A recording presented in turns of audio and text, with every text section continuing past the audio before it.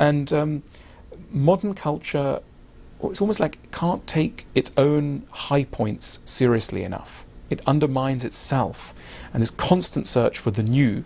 The new is great because you keep on good things in the new, but this sort of this neglect of repetition and rehearsal seriously undermines the capacity of any one work of art to really affect change. When you have, as you certainly do with Judaism and Christianity, systems of thought that were written by an oppressed class, to what extent is that theology aimed for the oppressed? I was in a refugee camp in the war in El Salvador, and they were decorating the camp for the Day of the Innocents, and I knew the story. I'd heard my father read it in the pulpit.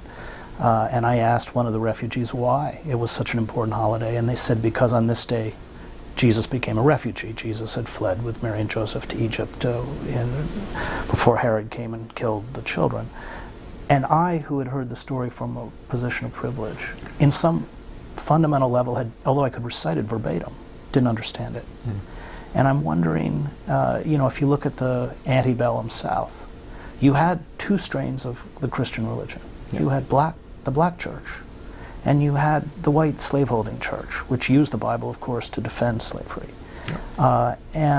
I think the theologian James Cone has made a pretty strong argument that in many ways he actually calls the white church, and not just the antebellum church, but the white church, he calls it the Antichrist, and he talks a lot about lynching as sort of our modern cross.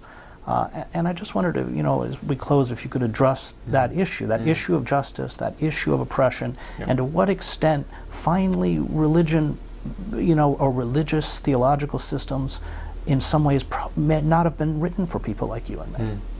Well, look, I think there's something immensely important in a message which is there in all the major faiths, which is a defense of the vulnerable, the weak, the child, the dispossessed, and more broadly, the self that exists outside of power, money, and status. All religions are, at their purest, on the side of that, in a way on the side of the statusless person. The secular world is a winner's society. We live in capitalism. Capitalism rewards productivity and economic merit and demonstrable economic success. This is an immensely punishing ideology that leads to madness at its most extreme, because only a fraction of the members of this planet, and even the members of the United States, can ever live up to that ideology. Under that ideology, a huge portion of the world's citizens and American citizens are losers. And that can't be right. And where do the losers go? What ideology is it that has led half the population to be defined as a loser? This can't be the right philosophy. And what religions have very cleverly and intelligently done is to say, no, that's the wrong ideology. That what matters is not power and status and the possession of vast castles, but the inner self, the inner being, the stuff that a parent would love in a child, that outside of power relationships, when we love outside of power relationships, what we love in people is the pure person, and that's what matters. And in different forms, that's what all the religions say.